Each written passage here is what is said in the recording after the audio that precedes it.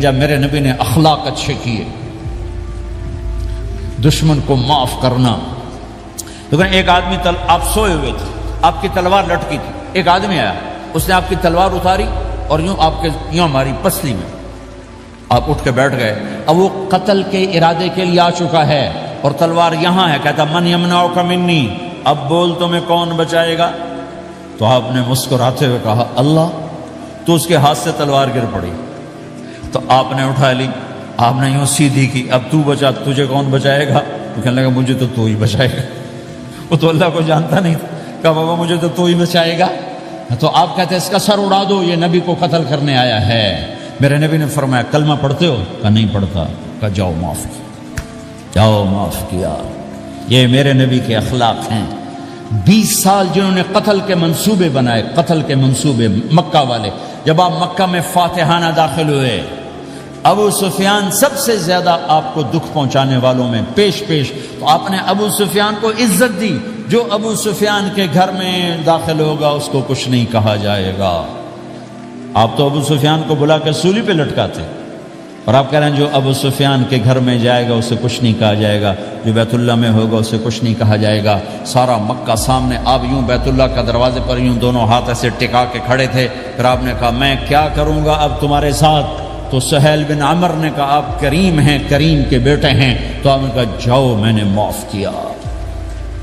یہ اخلاق آج مٹ چکے ہیں، مردوں سے، عورتوں سے، علم والوں سے، خانقاہ والوں سے، تبلیغ والوں سے، سب زیرو ہوئے پڑے ہیں. جب تک یہ اخلاق زندہ نہیں ہوتے اسلامی زندگی قائم نہیں ہو سکتی، اسلامی معاشرت قائم نہیں ہو سکتی. اور دین دو چیزوں سے آگے پھیلتا ہے، ایک دعوت اور ایک اخلاق. دعوت اور اخلاق، دعوت اور اخلاق. دعوت نہیں ہوگی تو اخلاق وہیں پڑے رہ جائیں گے، اخلاق نہیں ہوگی تو دعوت کوئی قبول نہیں کرے گا. میرے نبی نے کتنے معجزے دکھائے مکے میں، نہیں کلمہ پڑھا. بدر میں ان کے 70 مارے گئے، فرشتوں کو دیکھا، جبریل کے گھوڑے کی آواز سنی، کلمہ نہیں پڑھا. خندق میں شکست ہوئی، کلمہ نہیں پڑھا. پانی نکلتے دیکھا، انگلیوں سے کلمہ نہیں پڑھا. ایک بکرے کا ایک بازو پکایا، ایک بازو بکرے کا، ایک اگلا جو بازو ہوتا، اور 40 آدمیوں نے کھانا کھایا اور ایک بوٹی کم نہیں ہوئی، ایک بوٹی کم نہیں ہوئی. کلمہ نہیں پڑھا. لیکن جب میرے نبی نے کہا جاؤ معاف کیا تو سارے ہی کلمہ پڑھ گئے کہ واقعہ یہ اخلاق نبی کے ہو سکتے. حنین کی جنگ میں جب بھاگے لوگ، شکست ہوئی، تو ایک صحابی کا بھاگتے ہوئے پاؤں ہمارے نبی کے پاؤں پر آیا، اور جوتا سخت تھا. تو آپ نے کہا اوجعتنی، اور آپ کے ہاتھ میں چھڑی تھی، آپ نے اس کو یوں ماری، اوجعتنی. ارے تو نے مجھے کتنا زیادہ درد پہنچایا، دکھ پہنچایا. وہ بیچارے پگھل کے رہ گئے اور پریشان ہو گئے، اور کہنے فرماتے ہیں سارا دن میں پریشان، ساری رات پریشان کہ اللہ کے نبی کو میں نے تکلیف پہنچائی، اب میرا کیا بنے گا. اگلا دن ہوا تو اعلان ہو رہا تھا بھائی جس کا پاؤں نبی کے پاؤں پہ آیا تھا اس کو اللہ کے نبی بلا رہے ہیں. تو صحابی کہنے لگے میں نے سمجھا بس اب میری تو دنیا بھی گئی اور آخرت بھی گئی، اب میرے اوپر کیس بنے گا اور مجھے ڈانٹ ڈپٹ بھی ہوگی، میرا کتنا بڑا گھاٹا نقصان ہوگا. یہ حاضر ہوئے ڈرتے ڈرتے. تو آپ نے فرمایا میرے بھائی کل میں نے تمہیں چھڑی ماری تھی، وہ مجھے معاف کر دینا، اور یہ 80 اونٹ تمہیں ہدیہ دیتا ہوں، 80 کیملز یعنی 80 پراڈو، 80 رینج روور کا یہ میری طرف سے تمہیں ہدیہ ہے. وہ حیران پریشان. یہ میرے نبی کے اخلاق ہیں، یہ میرے نبی کے اخلاق ہیں. کانٹے بچھانے والی نے 4 دن آنا چھوڑ دیا، بیمار ہو گئی تھی. تو آپ نے کہا کیا بات ہے، وہ ہمارے راستے میں اب کانٹے کوئی نہیں ہیں. کہا یہ وہ بیمار پڑی ہے جو کانٹے بچھاتے تھے. تو آپ اس کے گھر چلے گئے، ماں جی خیریت تو ہے، آپ ٹھیک تو ہیں؟ کہا بیٹا مجھے کلمہ پڑھا دے، بس تیرے اخلاق نے مجھے فتح کر لیا ہے. میرے بھائیوں یہ چیپٹر بھول چکے ہیں، بھول چکے ہیں، بھول چکے ہیں. جب تک یہ چیپٹر زندہ نہیں ہوگا زندگی اسلامی نہیں بنے گی، معاشرہ اسلامی نہیں بنے گا، اور آگے قوموں کے لیے اسلام کا دروازہ نہیں کھلے گا. ہمیں معاف کرنا آتا ہو، ہمیں گالی دینے والے کو دعا دینا آتا ہو، غیبت کرنے والے کی تعریف آتی ہو، اور غیبت کرنے سے، غیبت سننے سے اپنے آپ کو ایسے بچاؤ جیسے زہر سے بچاتے ہو، اسے آگ سے بچاتے ہو. ایک دوسرے کو نفرت کا بول نہ بولو ورنہ ساری زندگی تباہ و برباد ہو جائے گی. میرے رب کی قسم میرے نبی نے کہا ایک زبان کا بول انسان بولتا ہے اور جہنم کی گہرائیوں میں گر جاتا ہے، اور ایک زبان کا بول انسان بولتا ہے اور جنت کے درجات پر چڑھ جاتا ہے۔ یہ زبان بہت طاقتور چیز ہے، میں ہر بیان میں اس کو دہرا رہا ہوں کہ جتنا یہ عمل ختم ہو چکا ہے اتنا کوئی عمل بھی نہیں ختم ہوا ہے۔ میرے نبی نے فرمایا معاذ تمہیں سارے دین کا خلاصہ بتاؤں؟ معاذ الا انبئک بملاک ھذا کلہ، میں تمہیں پورے دین کا خلاصہ بتاؤں؟ کون معاذ جس کے ہاتھ میں علماء کا جھنڈا ہوگا؟ کون معاذ؟ میں ابھی مئی میں ان کے اردن اجتماع میں گیا، آگے ان کے اربد میں گئے، آگے وہاں ان کا مقبرہ ہے 18 کلومیٹر، میں گیا کمرے میں داخل ہوا تو سارا کمرہ خوشبو سے مہک رہا تھا، اور مجھے ایک شخص نے بتایا یہ خوشبو 24 گھنٹے یہاں آتی رہتی ہے۔ جن کو 18 ہجری میں انتقال ہوا، 1417 سال ہو گئے مرے ہوئے، اور قبر سے خوشبو آ رہی۔ اس آدمی کو سمجھایا کیسے اور بتایا کیا؟ معاذ تمہیں سارے دین کا خلاصہ بتاؤں؟ کہا جی بتائیں۔ تو آپ نے یوں کیا، اپنی زبان نکالی اور اس کو پکڑا انگلی سے، پھینکا، کف ھذا، معاذ اس زبان پہ قابو پا جا، یہ پورا دین ہے۔ یہ زبان آج کھل گئی ہے۔ حضرت لقمان علیہ السلام کا فرمان ہے، بیٹا میں چپ رہنے پہ کبھی نہیں پچھتایا، میں ہمیشہ اپنے بول پہ پچھتایا ہوں۔ معاذ نے کہا یا رسول اللہ زبان کے بول پہ پکڑ ہوگی؟ کہ تیرا بھلا ہو جائے معاذ، سب سے زیادہ جہنم میں دھکا دینے والی زبان ہوگی۔ اور ایک صحابی ہیں ابو دجانہ۔ کون ابو دجانہ؟ السابقون الاولون من المہاجرین والانصار، اس میں پہلی صف کے صحابہ۔ کون ابو دجانہ؟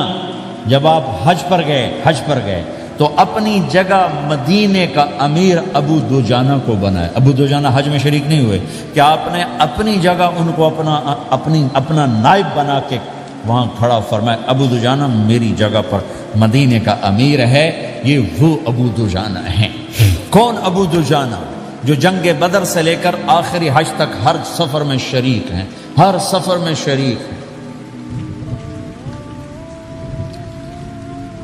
ان کی ایک بات میں بتانا چاہتا ہوں، پہلے تھوڑی سی ان کی ہسٹری بتانا چاہتا ہوں۔ کون ابو دجانہ؟ احد کی جنگ میں آپ نے تلوار اٹھائی، کہ اس تلوار کو کون لے گا؟ کئی صحابہ کھڑے ہو گئے، آپ نے کہا اس تلوار کا حق کون ادا کرے گا؟ سارے بیٹھ گئے، 3 آدمی کھڑے رہے، ایک زبیر بن عوام، ایک عمر بن خطاب، ایک ابو دجانہ۔ ان کا نام ہے سماک بن خرشنہ، ان کا نام ابو دجانہ سے مشہور ہے۔ تو آپ نے تلوار نہ عمر کو دی، نہ زبیر کو دی، ابو دجانہ کو دے دی۔ تو عمر رضی اللہ عنہ نے تو محسوس نہیں کیا، حضرت زبیر نے محسوس کیا کہ اس کو کیوں دی، مجھے کیوں نہیں دی؟ میں مہاجرین میں سے ہوں، میں پھوپھی کا بیٹا ہوں، میں اس سے دلیری میں کم نہیں ہوں۔ بلکہ حضرت زبیر کی دلیری کی تو دھاک تھی، جدھر سلوار چلتی تھی کاٹتی چلی جاتی تھی، کہنے کہ میں دیکھوں گا یہ کیا کرتا ہے۔ تو ابو دجانہ کے پیچھے پیچھے زبیر ہو لیے۔ تو ابو دجانہ نے جو حملہ کیا تو 3000 کا لشکر تھا، اس کو چیر کے پار نکل کے، پورے لشکر کو کاٹ کے پار نکل کے، اور آگے عورتیں کھڑی تھیں جو مکے کے لشکر کو تیار کر رہی تھیں۔ نحن بنات طارق نمشی علی النمارق مشی القتل بوارقی المسک فی المخالقی المسک فی المفارقی والذر فی المخالقی ان تقبلوا نعانقی وتدبروا نفارقی فراق غیر وامقی، یہ گانا گا رہی تھی اور ان کو تیار کر رہی تھیں۔ تو جب ابو دجانہ کی تلوار نظر آئی تو سب بھاگی، ہندا پکڑی گئی، تو آپ نے یوں اپنی تلوار ہندا کے سر پر رکھی، انہوں نے چیخ ماری، تلوار ہٹا لی۔ تو زبیر پیچھے پیچھے کہ کیا کیا ہے؟ جنگ میں اگر کوئی عورت حصہ لے اسے مارنا جائز ہے، ویسے جائز نہیں ہے، عورت کو، بچے کو، بوڑھے کو ہاتھ لگانا جائز نہیں ہے۔ تو انہوں نے کہا تلوار کیوں نہیں چلائی؟ کہا میرے محبوب کی تلوار ہے، عورت کے خون سے رنگین کر کے اس کی شان نہیں گھٹانا چاہتا، یہ میرے نبی کی تلوار۔ پھر واپس ہوئے، پھر اٹیک کیا اور پھر مجمع کو چیر دیا۔ سامنے ایک آدمی آ رہا تھا ہاتھی کی طرح، اتنا لمبا موٹا تازہ۔ تو زبیر کہنے لگے میرے جی میں آیا کبھی اس کی ٹکر ہونا، پھر میں دیکھوں ابو دجانہ کیا چیز ہے۔ تو اللہ کا کرنا ایسا ہوا ابو دجانہ دونوں آمنے سامنے ہو گئے۔ تو وہ ایسے شاہ سوار تھے کہ دونوں طرف کے لشکر ذرا تھم گئے اور وہ دونوں بھڑ گئے. ابو دجانہ کے اپنے جوہر، اس پہلوان کے اپنے جوہر، غبار اٹھا، مٹی اٹھی، اور اس کی اپنی طاقت، ان کی اپنی طاقت. انہوں نے ابو دجانہ کو اس نے زخمی کر دیا. ابو دجانہ نے جو جوش میں آ کے ماری تلوار، اس کو لگی یہاں، تو اتنی طاقت سے لگی کہ اس کے نیچے اتر کر 2 ٹکڑوں میں تقسیم کر دی. ماری تو ایک حصہ ادھر، ایک حصہ. پھر یوں دیکھا اور اپنے چہرے سے لوہے کی ٹوپی اتاری. کما ترا انا ابو دجانہ، کیا دیکھ رہے ہو؟ میں ہوں ابو دجانہ. تلوار صحیح لی ہے میں نے، غلط نہیں لی. یہ ابو دجانہ ہیں. اور جب شکست ہو گئی احد کی جنگ میں، اور پھر 10-12 آدمی نے آپ کو گھیرے میں لیا ہوا تھا. ان میں ایک ابو بکر تھے، عمر تھے، علی تھے، طلحہ تھے، زبیر تھے، سعد بن ابی وقاص تھے، اور سہل بن حنیف تھے، عبادہ قتادہ بن نعمان تھے، اور ابو دجانہ تھے رضی اللہ تعالی عنہم. ان میں سے ایک ابو دجانہ بھی تھے. اور یمامہ کی جنگ میں ابو دجانہ شہید ہوئے. یمامہ کی جنگ میں شہید ہوئے. یہ ابو دجانہ کی تھوڑی سی سیرت آپ کے سامنے آئی ہے.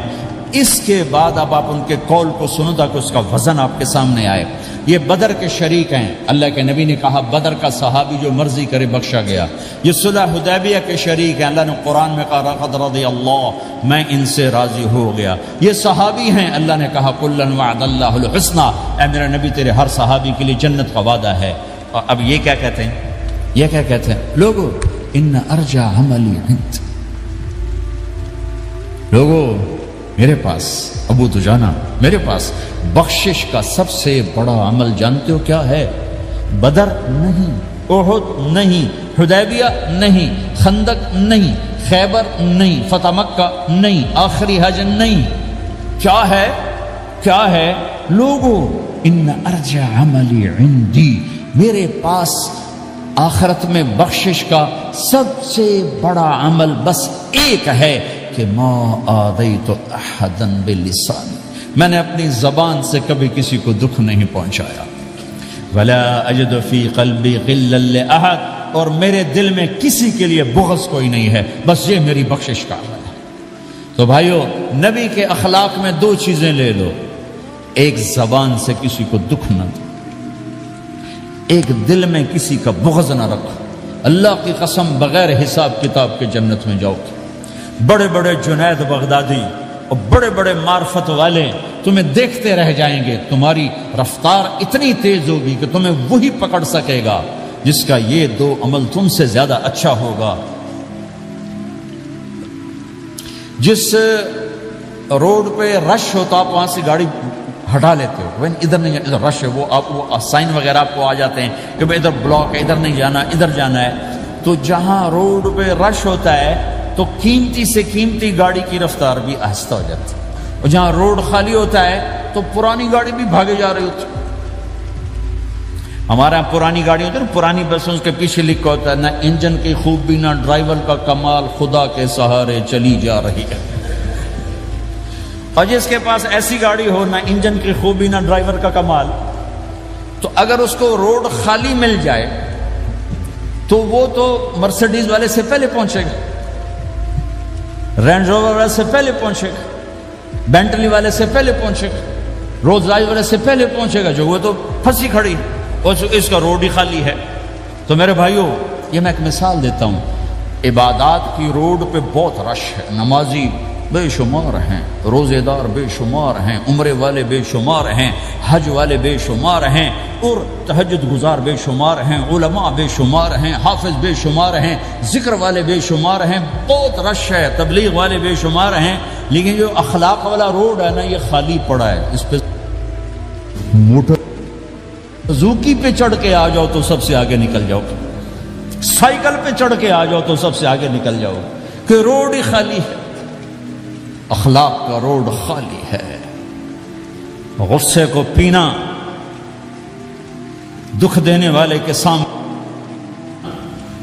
درد دینے والے کو خوشیاں دینا، گالی دینے والے کو دعا دینا. کرو تو صحیح. میرے رب کی قسم، اس میں وہ لذت ہے، وہ لذت ہے کہ ساری دنیا کی لذتیں تمہیں بھول جائیں گی. اگر یہ لذت تمہیں مل گئی پی جا ایام کی تلخی کو بھی ہنس کے ناصر، غم کے سہنے میں بھی قدرت نے مزہ رکھا ہے۔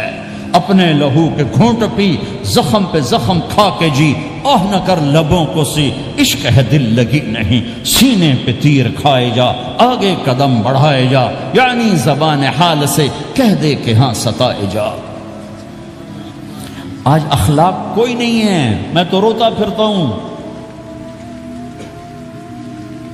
تبلیغ میں نکلو نکلو نکلو، خانقاہوں میں ذکر ذکر ذکر، اور مدرسوں میں فقہ فقہ فقہ۔ کوئی تو اس سبق کو بھی یا اور بھی دکھ ہیں زمانے میں محبت کے سوا، راحتیں اور بھی ہیں وصل کی راحت کے سوا۔ جس دن امت کے اخلاق زندہ ہوئے، آپ اسلام کی بہار دیکھو گے۔ اگر اپنے گھر میں خوشیاں لانا چاہتے ہو تو اللہ کی قسم بڑے گھر سے نہیں آئے گی، کوئی 5 لاکھ پاؤنڈ کی گاڑی سے خوشی نہیں آئے گی، کوئی بہت بڑا عالی شان بنگلہ بنانے سے خوشی نہیں آئے گی، تمہارے اخلاق سے گھر میں خوشی آئے گی۔ اگر بیوی کا سلوک تمہارے ساتھ اچھا ہے، تمہارا سلوک بیوی کے ساتھ اچھا ہے، اس گھر میں خوشی ہے۔ بیوی کا بول بدتمیز ہو تو خامند کی زندگی برباد، خامند کا بول بدتمیز ہو تو بیوی کی زندگی برباد، اولاد بد اخلاق ہو تو ماں باپ کی زندگی برباد، ماں باپ میں سختی ہو تو اولاد کی زندگی برباد، بھائی بھائی میں بول میں سختی ہو تو بھائی کی زندگی برباد، بہن بھائیوں میں سختی ہو تو بہن بھائی کی زندگی برباد، نیبر کے ساتھ سختی ہو تو نیبر کی زندگی برباد۔ میرے نبی نے فرمایا ما آمن بی من بات شبعان و جارہ جاع، وہ میرے اوپر ایمان لایا ہی نہیں جو خود پیٹ بھر کے کھائے اور پڑوسی بھوکا ہو۔ واللہ لا یؤمن واللہ لا یؤمن واللہ لا یؤمن، 3 دفعہ اللہ کی قسم ایمان والا نہیں، اللہ کی قسم ایمان والا نہیں، اللہ کی قسم ایمان والا نہیں۔ کون یا رسول اللہ؟ الذی لا یأمن جارہ بوائقہ، جو پڑوسیوں کو تنگ کرے وہ ایمان والا نہیں ہے۔ میرے بھائیو یہ چیپٹر مٹ چکا ہے، کہیں نہیں دیکھنے کو ملتا ہے۔ ایسا نہیں کہ دنیا خالی ہو گئی ہے، لیکن 1 کروڑ میں 1 ملا تو کیا ملا، 1 کروڑ میں بھی 1 نہیں ملتا۔ میں بڑے لمبے سفر کر کر کے اس نتیجے پر پہنچا ہوں کہ 1 کروڑ مسلمان اکٹھے کروں، اس میں لاکھوں تہجد گزار ہوں گے، لاکھوں 5 وقت کے نمازی ہوں گے، اس میں لاکھوں عمرہ حج کرنے والے ہوں گے، اس میں لاکھوں علماء حفاظ ہوں گے، لیکن شاید اخلاق والا ایک بھی نہ۔ اپنی زندگی کو اگر سکھ دینا ہے، چیزوں کے پیچھے نہ دوڑو، اخلاق بناؤ۔ مقدر کی چیزیں ملیں گی، کمائیوں میں حلال لاؤ، حرام سے بچو، سچ پہ آؤ، جھوٹ سے بچو، دھوکہ نہ دو کسی کو، ورنہ زندگی ویران ہو جائے گی۔ ٹیکس بچانے کے لیے جھوٹ نہ بولو، ورنہ دل کالا ہو جائے گا۔ جھوٹ پیسے کی خاطر، لعنت ہے اس دولت پر، لعنت ہے اس ملک پر۔ ہے کیا مثالیں اس امت نے قائم کی ہیں، اچھوں سے برے، بروں سے اچھے ہمیشہ پیدا ہوتے چلے آئے۔ یزید فاسق، فاجر، ظالم، 3 بر اعظم کی حکومت چھوڑ کے مر رہا ہے، 34 سال کی عمر، اور بعض آتا ہے 38 سال کی عمر، 40 سال کو نہیں پہنچا، 40 سال سے پہلے مر گیا۔ اس کا بیٹا معاویہ بن یزید رضی اللہ تعالیٰ عنہ، 3 بر اعظم کی حکومت، 3 بر اعظم کی حکومت، 40 دن حکومت کی، 40 دن۔ پھر اپنے سارے خاندان کو اکٹھا کیا اور کہا دیکھو لوگو، جس حکومت کے نیچے حسین کا خون گرا ہو، میں اس حکومت پہ لعنت بھیجتا ہوں۔ یہ ہے تمہاری حکومت، جس کو مرضی دے دو، مجھے نہیں چاہیے۔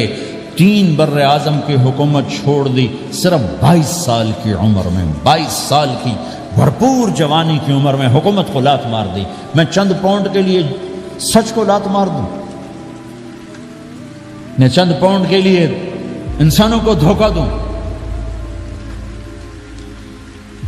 تو بھائیو سچ کے عادی بنو۔ بڑا عالی خلق ہے سچ بولنا، بڑے عالی اخلاق ہیں لوگوں کو نفع پہنچانا، لوگوں کے سامنے میٹھا بنو، کڑواہٹ اندر رکھو، مٹھاس تقسیم کرو، پوری دنیا میں دین زندہ ہوگا۔ اس نقل و حرکت، یہ دعوت کی نقل و حرکت، میں بولٹن میں آج سے 31 سال پہلے بھی آیا تھا، 20 آدمی نہیں اکٹھے کر سکے تھے ہم، سارے دن کے گشتوں کے بعد۔ ایک گرجا مسجد تھا اس وقت، تو ہم کو 50 آدمی اکٹھے نہیں کر سکے تھے، آئیے ہزاروں کا مجمع ہے، اس کے پیچھے پتہ نہیں کتنی محنتیں ہوئی ہیں، تب جا کر یہ رنگ بنا ہے، اس لیے کہ شکل بنی ہے، اس میں رنگ بھرنے کی ضرورت ہے، اور وہ ہے میرے نبی کے اخلاق، میرے نبی کی مبارک زندگی، جس میں درگزر، جس میں معاف کرنا، جس میں میٹھا بول، جس میں چھوٹا بن جانا اور دوسرے کو بڑا بنانا، جس میں سچ بولنا، جس میں دھوکے سے بچنا، یہ مسلمان کی شان ہے۔ تو ہمارے تو نوجوان یہاں کی لڑکیوں کو دھوکہ دیتے ہیں، پیپر بنانے کے لیے یہاں کی لڑکیوں سے شادی کرتے ہیں، ان کی زندگیاں برباد کر دیتے ہیں، اپنا ایمان خراب کرتے ہیں، ان کی زندگی خراب کرتے ہیں۔ مسلمان ہی دھوکے باز بن جائے تو لوگوں کو راہبری کون دے، راہبر کون بنے گا؟ تو میرے بھائیوں، اللہ اس کے رسول کو ڈھونڈنے کے لیے یہ تبلیغ کی محنت ہے، در در پھرو، اور یہ دو باتیں بن جائیں، ایک ہماری عبادات ٹھیک ہو جائے، ایک ہمارے اخلاق ٹھیک ہو جائے، اس کو لے کر جب ہم پھریں گے تو اللہ کے فضل سے ایک لہر چلے گی جو دنیا کے ہر آخری کونے تک پہنچے گی، ہر گھر کو اللہ تعالیٰ توحید کے نور سے روشن کر دے گی۔ اس کے لیے ہم وقت مانگتے ہیں کہ یہ ایک زندگی ہے جو میرے 1.25 گھنٹے کی تقریر سے 1.5 گھنٹے کی تقریر سے قابو میں نہیں آئے گی، اس کو سیکھنے کے لیے وقت مانگتے ہیں۔ نکلو میرے بھائیوں، نکلو میرے بھائیوں، اور آج تک جو اللہ پاک کے ساتھ، اللہ کے رسول کے ساتھ کوئی جنگ کی، اس سے صلح کر لو، کسی سے لڑے ہوئے ہو فوراً صلح کر لو، اس کو بھی منا لو، اس سے بھی مان جاؤ، کسی سے روٹھے نہ رہو، کسی سے قطع تعلق نہ کرو، سب سے سلام کرو، دل کو صاف رکھو۔ ابو دجانہ جیسی ہستی فرماتے ہیں کہ میری بخشش کا عمل یہ ہے کہ زبان سے دکھ نہیں دیا، دل میں بغض کوئی نہیں، اور وہ کہتے ہیں یہ میرا سب سے بڑا عمل ہے۔ اپنے نبی کے اخلاق میں 2 باتیں لے لیں، اس زبان سے کسی کو دکھ نہ پہنچے، دل میں کتنے ہی لوگ ستائیں، بغض نہ رکھو، صاف کرو، دھو دو، اور فرائض میں نماز چھوٹے نہیں، اور پھر اس کو لے کر یہ امت پھرے، کیونکہ اس امت کا کام بیٹھنا نہیں ہے، اس امت کا اجتماعی جرم ہے کہ انہوں نے اللہ کے دین کے لیے پھرنا چھوڑ دیا، اس امت کی اجتماعی خطا ہے کہ انہوں نے اللہ کے پیغام کو آگے پہنچانا اس کو اپنا کام نہ سمجھا، اس کے لیے پھرنا چھوڑ دیا تو اپنے بھی ہاتھوں سے نکل گئے، پرائے تو پہلے ہی پرائے تھے۔ تو میرے بھائیوں، اس کے لیے نیت کرو، ارادے کرو۔ جو بھائی یہ تیار ہوں یہ دسمبر کے آخر تک، تو وہ کھڑے ہو کر ذرا اپنے ناموں کا اظہار فرما دیں، اور یہ جو چھٹیاں آ رہی، یہ ساری چھٹیاں لگانے کے لیے جو نوجوان تیار ہوں وہ بھی کھڑے ہو کے اپنی شکلیں زیارت کروا دیں، اللہ بھی راضی ہو جائے، اللہ کا نبی بھی راضی ہو جائے، جلدی سے کھڑے ہو کر بتا دیں۔ فرمائیں جی۔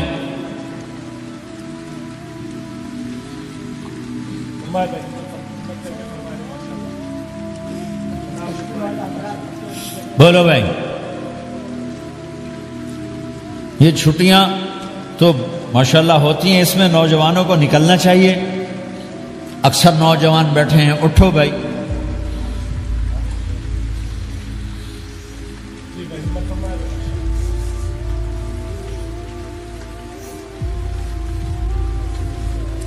جلدی فرمائے بھائی، جلدی فرمائے،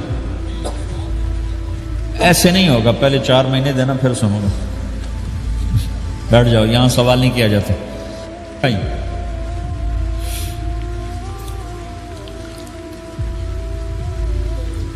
جلدی سے بتائیں بھائی، جلدی سے بتائیں بھائی، ان چھٹیوں میں کون نکلے گا اللہ کے راستے میں؟ ان چھٹیوں میں جو نوجوان تیار ہوں کھڑے ہو جائیں، ان چھٹیوں میں جو تیار ہیں چھٹیاں لگانے کے وہ کھڑے ہو جائیں، چھٹیاں اللہ کے راستے میں۔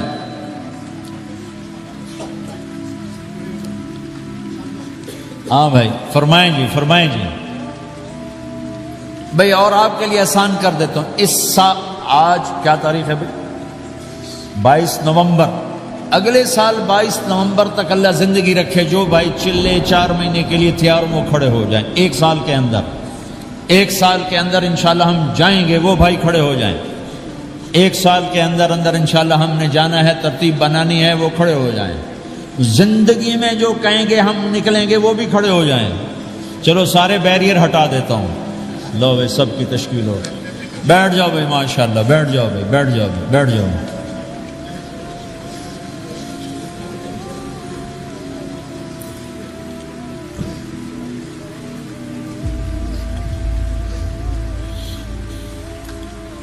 میں بیٹھ جا، میں دعا کرتے ہیں. دعا سے پہلے تھوڑی سی بات کرنا چاہتا ہوں، سن لیں پھر انشاءاللہ دعا کر سکتے. مسلمان کی زندگی چلتے پھرتے دعوت ہے. مسلمان کی زندگی چلتی پھرتی دعوت ہے. اگر اسلام ہماری زندگی میں ہو، عبادات ایسی چیزیں جو نظر نہیں آتی، اخلاق ایسے چیزیں جو چھپ نہیں سکتی. اخلاق ایک ایسی صفت ہے جس کو آپ چھپا نہیں سکتے. بد اخلاقی ایسی برائی ہے جس کو آپ چھپا نہیں سکتے. شراب تو چھپ سکتی ہے، اندر کمرے میں بیٹھ کے پی لو. روزہ چھپ سکتا ہے، نہیں رکھا کسی کو کیا خبر. نماز بھی چھپ جاتی، نہیں خبر پڑھی ہے کہ نہیں پڑھی. لیکن برے اخلاق بھی نہیں چھپتے اور اچھے اخلاق بھی نہیں چھپتے. ایک اچھے اخلاق خوشبو کی طرح مہکتے ہیں اور برے اخلاق گندگی طرح بدبو چھوڑتے ہیں. ہمارا معاشرہ اسلامی اس وقت بنے گا جب ہمارے اخلاق عالی ہوں گے. تو یہ نقل و حرکت اس کو طاقت پہنچائے گی. یہ گھر بیٹھنے سے چیز نہیں آئے گی بھائی، پھرنا پڑے گا، دھکے کھانے پڑیں گے. لیکن ان دھکوں میں بھی اللہ نے بڑی لذت رکھی ہے. بہت عجب نشہ ہے اس کا. جنید جمشید مجھے پہلی دفعہ ملا 97، جب وہ بہت بڑا اس وقت تھا، وہ لیجنڈ گلوکار. تو اس نے مجھ سے کہا کہ مولانا جس گلیمر کو پاکستانی نوجوان خوابوں میں دیکھتے ہیں وہ گلیمر مجھے فزیکلی حاصل ہے، لیکن میرے اندر اندھیرا ہے، روشنی نہیں، خالی ہے. کیوں؟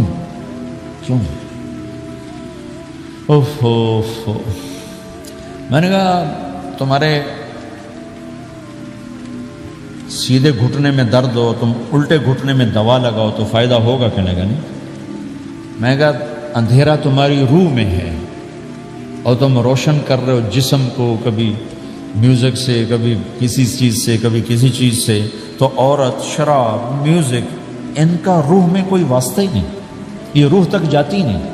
ان کی پینیٹریشن جسم تک ہے اور جسم کو کنٹرول روح کرتی ہے.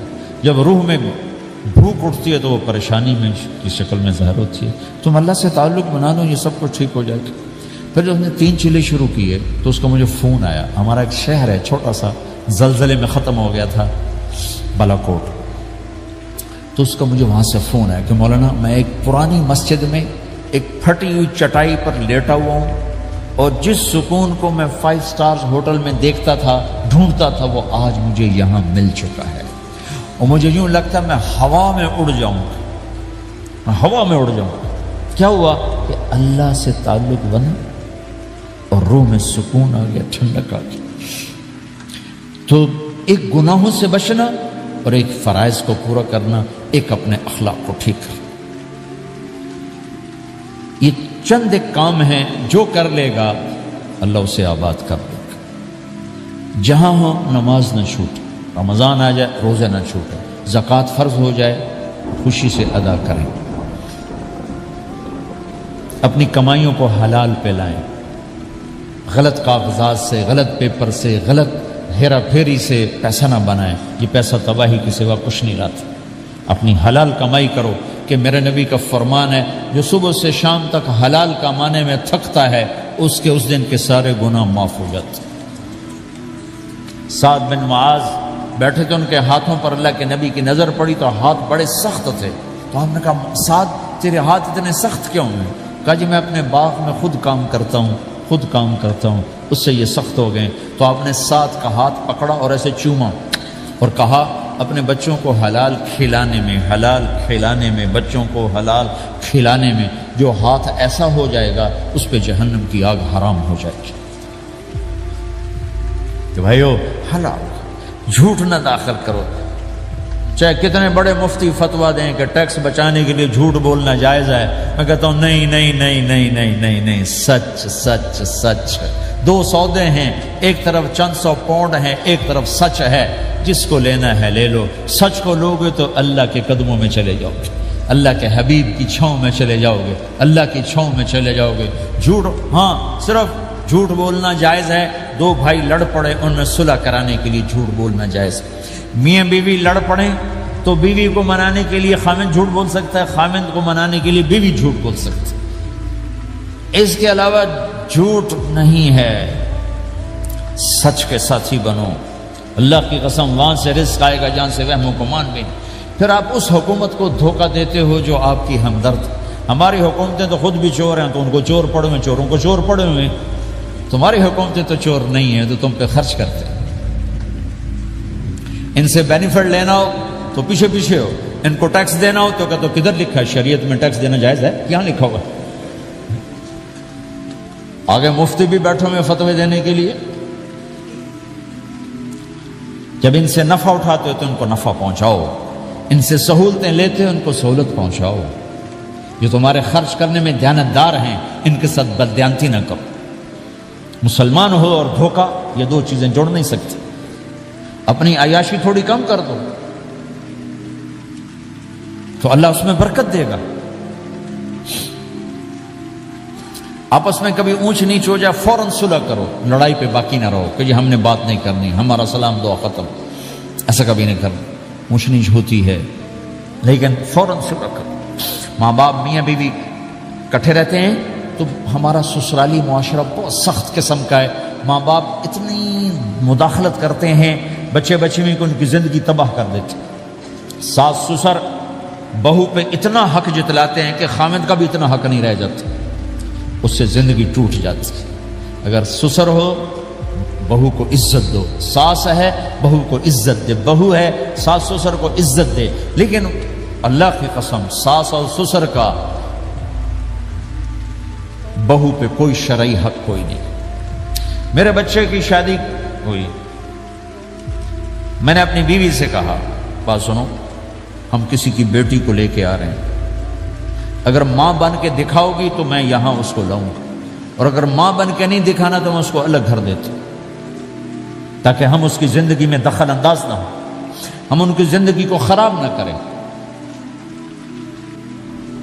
اگر کسی کے پاس الگ گھر دینے کی وسعت نہیں ہے تو وہ خود تو الگ ہو سکتا ہے کہ نہیں ہو سکتا؟ ایک ہی گھر میں رہتے ہیں، الگ گھر کی وسعت نہیں تو دونوں باہر نکل جاؤ، بچوں کی زندگی سے باہر نکل جاؤ. اپنا ان پر حاوی نہ کرو ورنہ آپ خود بھی برباد ہو جاؤ گے، ان کو بھی برباد کر دو. کتنی طلاقوں کے پیچھے ساس اور سسر ہیں، کتنی طلاقوں کے پیچھے میاں بیوی کی آپس کی بدتمیزی ہے کہ اس ماحول میں برداشت کرنے کا رواج ہی ختم ہو گیا. برداشت نہیں کرنا، بڑا نقصان سہنا ہے، چھوٹا نہیں سہنا. ڈائمنڈ کیسے بنتا ہے؟ ڈائمنڈ کاربن ہے. وہ ڈائمنڈ کیسے بنتا ہے؟ وہ پریشر کو برداشت کرتا اللہ چمکا کے اسے ڈائمنڈ بنوا دیتا. تو نوجوانوں کے ذمے ہے کہ اپنی بیوی کو پروٹیکشن دیں ماں باپ سے.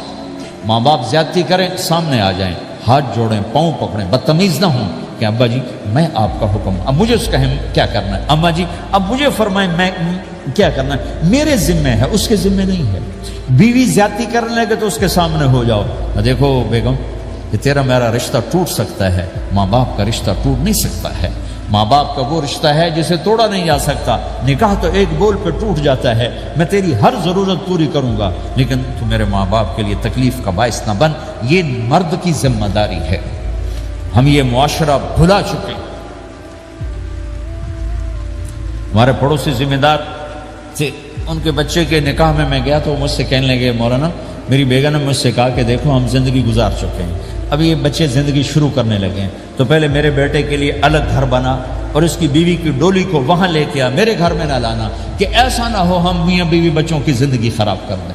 تو پہلے میں نے بیٹے کا گھر بنایا ہے، اب اس کی شادی کر رہا ہوں، اس کی بیوی کی ڈولی وہاں اترے گی، میرے گھر میں نہیں اترے گی کہ ہم دونوں میاں بیوی کہیں ان کو خراب نہ کر بیٹھے. اور ہر آدمی کے پاس تو اتنے وسائل نہیں ہیں کہ وہ الگ گھر دے، لیکن یہ وسائل تو سب کے پاس ہیں کہ ان کی زندگی سے نکل جائے. ہاں ان میں کوئی کھٹ پٹ ہو جائے تو صلح کرانے آئیں، لیکن ہوتا کیا ہے کہ لڑکے کے ماں باپ اپنے بیٹے کے حمایتی ہوتے ہیں، لڑکی کے ماں باپ اپنی بیٹی کے حمایتی ہوتے ہیں اور آپس میں جنگ شروع ہو جاتی. نہ یہ نیچے ہوتا نہ وہ نیچے ہوتا. نئی نئی شادی ہوتی، زندگی گزارنے کا پتہ نہیں ہوتا، ٹھوکریں کھاتے ہیں تو ان کو سنبھالنے کی ضرورت ہوتی ہے. لیکن ہوتا کیا ہے کہ ماں باپ اپنے بیٹے کے کان میں نہ بیوی کی شکایتیں لگاتے رہے، یہ کرتی ہے یہ کرتی ہے یہ کرتی ہے، اور وہ بچی کو اس کے ماں باپ کہتے رہے یہ کرتے ہیں یہ کرتے ہیں یہ کرتے ہیں. زبان پر ٹیپ لگا رہے تو آپ کی زندگی روشن ہو جائے، آپ کا جیون خوبصورت ہو جائے. اور کبھی اونچ نیچ ہو جائے تو معافی مانگو، فوراً معافی مانگو. میاں بیوی لڑ پڑیں اور پھر صلح کر لیں، تو اللہ کو یہ عمل اتنا پسند ہے کہ ان کی صلح پر پچھلے سارے گناہ ان کے معاف کر دیتے۔ قرآن کی ایک آیت اتری ہی میاں بیوی کی لڑائی پر تھی۔ ایک خامد اپنی بیوی پہ بڑے ناراض ہو، مسجد میں بیٹھے بیٹھے انہوں نے نیت کی گھر جاؤں گا اور بیوی کی ٹھکائی کروں گا۔ یہ انہوں نے نیت کی ہے، مسجد میں بیٹھے بیٹھے نیت کی گھر جاؤں گا، میں ان چنگا لتر پھیرنا ہے۔ میرے اللہ تو آسمان زمین اللہ کے لیے تو سب برابر ہے دیکھنا، تو اللہ پاک نے اسی وقت قرآن اتارا، اسی وقت یا ایھا الذین آمنوا ان من ازواجکم و اولادکم عدوا لکم فاحذروہم۔ اے ایمان والو، بیوی بچے اولاد، عدوکم نہیں کہا، عدو لکم، بیچ میں لام لائے ہیں یہ بتانے کے لیے کہ عدو اصلی معنی میں نہیں ہے، یہ اس معنی میں ہے کہ اے ایمان والو تمہارا بیوی بچوں کے ساتھ ٹھائیا ہو سکتا ہے، کھٹ پٹ ہو سکتی ہے، جھگڑا چھوٹا موٹا ہو سکتا ہے، کیا کرنا ہے؟ فاحذروہم، اس سے بچنا ہے، بڑھانا نہیں، بچنا ہے۔ کیسے بچنا ہے؟ ان تعفو، اس جھگڑے کو بڑھانا نہیں، مٹانا ہے، وتصفحوا، اس کا اثر دل سے مٹانا ہے، وتغفروا، پھر دوسرے کو معاف کرنا ہے۔ یہ تین کام میاں بیوی کرو، اگلا میں کروں گا، فإن اللہ غفور الرحیم، تمہارے پچھلے میں سارے معاف کر دوں۔ تو اگر اس مجمع میں کوئی بیوی سے لڑا بیٹھا ہے تو جاتے جا کے صلح کر، کوئی ماں باپ سے لڑا بیٹھا ہے تو جاتے جا کے صلح کر، کوئی ماں باپ بچوں سے ناراض ہیں جا کے خود مان جائیں۔ اس ماحول میں بچوں کو پیار سے لے کے چلنے کی ضرورت ہے۔ میرے نبی کی زندگی محبت کا شاہکار ہے، ساری زندگی کسی کو ڈانٹا نہیں، ساری زندگی کسی کو ڈانٹا نہیں، اپنی وجہ سے، اپنی وجہ، کسی پہ ہاتھ نہیں اٹھایا، اپنی وجہ سے۔ حسن فرماتے میں نے 10 سال اللہ کے نبی کی خدمت کی، ایک دفعہ نہیں کہا یہ کیوں کیا، ایک دفعہ نہیں کہا یہ کیوں نہیں کیا۔ تو بھائیو یہ خوبصورت زندگی ہے۔ آپ کے یہاں تو خادم نہیں ہوتے، سارا گھرانہ ہی خادم ہوتا ہے۔ تو میں پاکستان میں ہوں تو میں اگلا چیپٹر بیان کرتا ہوں کہ نوکروں کے ساتھ بھی اچھا سلوک کرو۔ وہ یہاں ہے ہی نہیں، تجھے آپ پہ ہی بانڈے مانجنے، آپ پہ ہی ٹوائلٹ صاف کرنا ہے، آپ پہ ہی گڈی صاف کرنی، ڈرائیور بھی آپ پہ تھے، مالک بھی آپ پہ، پٹرول بھی آپ پہ پاؤ بھائی، چنگا انگلینڈ ہے، پٹرول بھی آپ پہ پاؤ، ہوا بھی آپ پہ بھرو۔ 2.5 لاکھ کی گاڑی یا ڈرائیور آپ پہ، ہماری 2.5 لاکھ پاؤنڈ کی، ہماری 2.5 لاکھ کی سزوکی ہوتی ہے، ہمارا نوکر بیٹھا گاڑی چلا رہا تھا۔ نوکر تو اللہ کی بڑی نعمت ہے، تم اس سے محروم ہو۔ کچھ اس کے فائدے بھی ہیں، کچھ نقصان بھی ہیں، لیکن فائدے زیادہ ہیں۔ ہمارے بچے اتنے سست ہو جاتے ہیں کہ پانی کا گلاس کہو تو اٹھ کے ہی نہیں دیتے، وہ آگے نوکر کو بلاتے۔ میری اپنی میرے ابا جی مجھے کوئی کام کہتے، اتر جا، میں نا انہوں صد کیا، تو میں باہر جا ابا جی آگے انہوں صد کیا، میں خود نہیں جاتا، ایسی سستی پڑ جاتی۔ یعنی تمہیں اپنی حماقت سے بتا رہا ہوں، سردی میں لیٹا ہوا تھا تو میری رضائی گر گئی، تو میں نے باہر سے نوکر بولایا، میں کہا بشیرہ او جی اور آمینہ رضائی میری اتنے پا، تو اپنا سنا رہا ہوں۔ لیکن آپ جہاں جاب کرتے ہیں، جہاں جاب کر رہے ہیں، وہاں دیانتداری سے جاب کرو، دھوکہ نہ ہو، فریب نہ ہو، فراڈ نہ ہو۔ آپ بھی کہیں ملازم تو ہیں، کہیں کام کر رہے ہیں، کوئی آپ کی دکان پہ کام کر رہا ہے، گھروں میں کام کرنے والے، دکانوں پہ کام کرنے والے تو ہیں۔ اور جن لوگوں کے پاس پیپر نہیں ہوتے ان کو اتنے تھوڑے پیسے دیتے ہیں کہ وہ بیچارے روٹی بھی نہ کھا سکتے، کہ بھائی یہ لینے چونکہ ان کو پتہ ہے کہ بیچارہ پھنسا ہوا ہے اور کہیں نہیں جا سکتا ہے۔ تو ایسا نہ کرو، یہ ظلم نہ کرو۔ اول تو ایسے لوگ رکھو نہیں، تمہارے لیے قانون اس کی گنجائش کوئی نہیں۔ لیکن اگر کوئی اس طرح رکھتا ہے تو پھر یہ ظلم نہ کرے کہ 100 کی بجائے 10 پاؤنڈ دے رہا ہو، بھائی لینے تو لے لو، اس کو پتہ اس بیچارے نے کہیں نہیں جانا۔ ایسے ظالم نہ بنو۔ وہ ہمارے یہاں کرائسس چل رہا ہے بہت زیادہ، تو جو بیچارہ پھنس جاتا ہے نا، تو پراپرٹی بیچنے پر آتا ہے تو اس کی 1 کروڑ کی پراپرٹی کے 20 لاکھ لگاتے ہیں۔ میں گزر رہا تھا مال ٹاؤن میں، ایک دوست کے پاس ٹھہرا تھا، وہ پراپرٹی ڈیلر تھا۔ تو ہم صبح واک کر رہے تھے تو ایک گھر کے قریب سے گزرے، کوئی 6 کنال کا گھر تھا۔ اسے کہنے لگا مولانا اس گھر کی قیمت ہے 24 کروڑ، 24 کروڑ کا گھر ہے فزیکلی، لیکن اس کا مالک پھنس چکا ہے قرضوں میں، اب اس کو بیچنا چاہتا ہے، تو 18 کروڑ سے اوپر ایک پیسہ نہیں کوئی لگا رہا، اور یہ اس بیچارہ بیچے گا، یہ 8 کروڑ کا لاس لے کر 6 کروڑ کا لاس لے کر بیچے گا چونکہ یہ پھنس چکا ہے۔ میں نے کہا اگر میرے پاس پیسے ہوتے تو میں اس کا 24 کروڑ کا گھر لیتا 30 کروڑ کا، کہ 24 کروڑ اس کے قرضے میں جاتے اور 6 کروڑ سے اپنا الگ کاروبار کر لیتے۔ مسلمان تو مظلوم کی مدد کرتا ہے، مسلمان تو دکھی کی مدد کرتا ہے، نہ کہ مصیبت زدہ کو اور لوٹ لینا، مرے نو مارے شاہ مدار، یعنی مصیبت زدہ پر اور مصیبت ڈالنا۔ بھائیو یہ وہ خوبصورت اخلاق ہیں، اپناؤ گے اللہ چمکائے گا، اللہ اس جہان کی عزت دے گا۔ اور ایک آخری میری بات ہے، بہت بڑا مجمع ہے، بہت سارے نوجوان نظر آ رہے ہیں، آج تک جو اللہ رسول سے جنگ کی اس سے صلح کر لیں، جو گناہ کی اس سے معافی مانگ لیں، ادھر ہم معافی مانگیں ادھر اللہ معاف کر دے گا، ادھر ہم توبہ کریں گے ادھر اللہ معاف کر دے گا۔ اور آپ تو ماشاءاللہ سارے بہت اچھے بیٹھے ہوئے ہیں۔ میرا ایک شاگرد ہے مولوی امجد، کراچی میں امام مسجد، اس کے پڑوس میں ایک عورت تھی، وہ لڑکیاں سپلائی کرنے کا کام کرتی تھی، کتنا ذلیل کام ہے،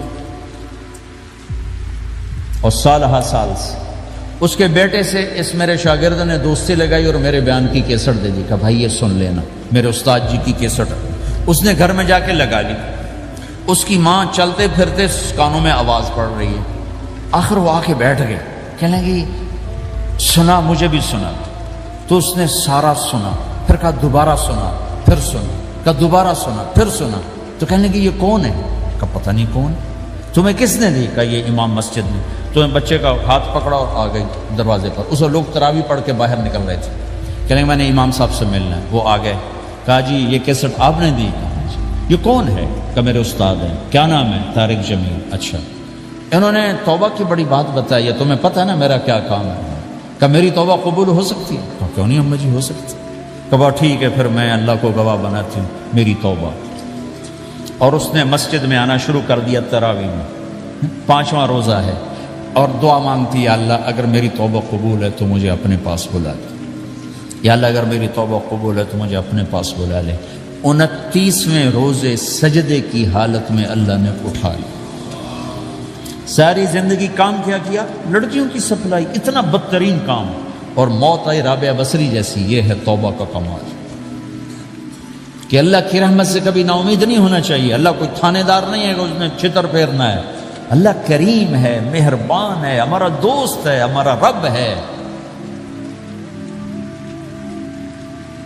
تو جب کبھی خطا ہو فوراً توبہ کرو، فوراً توبہ کرو، انشاءاللہ ایک دن آئے گا کہ اللہ ہمیں اپنی توبہ پہ پکا کر دے گا۔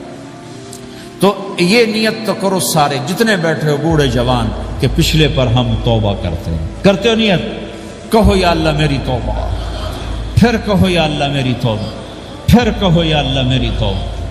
اگر یہ آپ نے سچے دل سے کہا ہے تو آپ کو مبارک ہو، آپ کے سب گناہ معاف ہو گئے، سارے معاف ہو گئے۔ حقوق باقی ہیں، علماء سے پوچھ لینا انہوں کی ادائیگی کیسے کرنی ہے، گناہ سارے معاف ہو گئے۔ اور آئندہ اگر کبھی توبہ ٹوٹے تو پھر کر لینا، پھر کر لینا، پھر کر لینا، میرے رب کی رحمت پہ کوئی اثر نہیں پڑتا۔ لن تبلغوا ضری فتضرونی ولن تبلغوا نفعی فتنفعونی، یہ میرے رب کی صفت ہے۔ وہ کہتا میں نفع سے بھی پاک ہوں، نقصان سے بھی پاک ہوں، نہ کوئی مجھے نفع پہنچا سکتا ہے نہ کوئی نقصان پہنچا سکتا ہے۔ تو میرے گناہوں سے اس کو کیا گھاٹا پڑتا ہے؟ مجھے گھاٹا پڑتا ہے۔ لہٰذا جب بھی ہم معافی مانگیں گے وہ خوشی سے معاف کریں گے، جب بھی توبہ کریں گے خوشی سے قبول کریں گے، ٹھیک ہے نا؟ سارے نیت کرتے ہو؟ درود شریف پڑھو۔ اللہم لک الحمد کما انت اہلہ وصلی علی محمد کما انت اہلہ وفعل بنا ما انت اہلہ انک اہل التقوی و اہل المغفرہ ربنا آتنا فی الدنیا حسنہ وفی الآخرۃ حسنۃ وقنا عذاب النار۔ یا اللہ ہم نے توبہ کی ہے، ہماری توبہ قبول فرما۔ یا اللہ اپنے فضل و کرم سے اس کو پختہ فرما، اپنی محبت دے، اپنے حبیب کی محبت دے، اپنے حبیب کی معرفت دے، اس سب نوجوانوں کو قبول فرما، اس پورے شہر میں بسنے والے اہل ایمان کو قبول فرما، اس مسجد مدرسے کو قبول فرما۔ یا اللہ پوری دنیا کے انسانوں کے لیے ہمیں ہدایت کا ذریعہ بنا، ہمیں ہدایت کا ذریعہ بنا، ہمیں ہدایت کا ذریعہ بنا۔ یا اللہ ہم سے راضی ہو جا، ہم سب سے راضی ہو جا۔ جو ہمارے اہل و عیال مر کے تیرے پاس چلے گئے ان کی بخشش فرما دے، جب ہمارے جانے کا وقت ہے تو ایمان پہ خاتمہ نصیب فرما۔ یا اللہ ہمیں بیماریوں سے نجات دے، دکھ دردوں سے نجات دے، قرضوں سے پریشانیوں سے نجات دے، ہمیں کشادہ زندگی عطا فرما، ہمیں حلال کشادہ رزق عطا فرما، جسمانی ایمانی صحت مقدر فرما، ہر قسم کے دکھ درد ہمارے جسم سے چن لے، ہمیں عافیت صحت والی زندگی دے، اپنی اطاعت میں تھکنے والا بدن دے، اور اپنے راستے میں خرچ کرنے والا مال دے، اور آپس میں الفت اور محبت دے، ہمارے اندر کے بغض نکال دے، حسد نکال دے، نفرتیں نکال دے، ہم سب سے راضی ہو جا اور ہمیں اپنے سے راضی کر لے۔ وصلی اللہ تعالی النبی الکریم، آمین۔ ہمارے یوٹیوب چینل کو لائک، سبسکرائب، شیئر ضرور کریں۔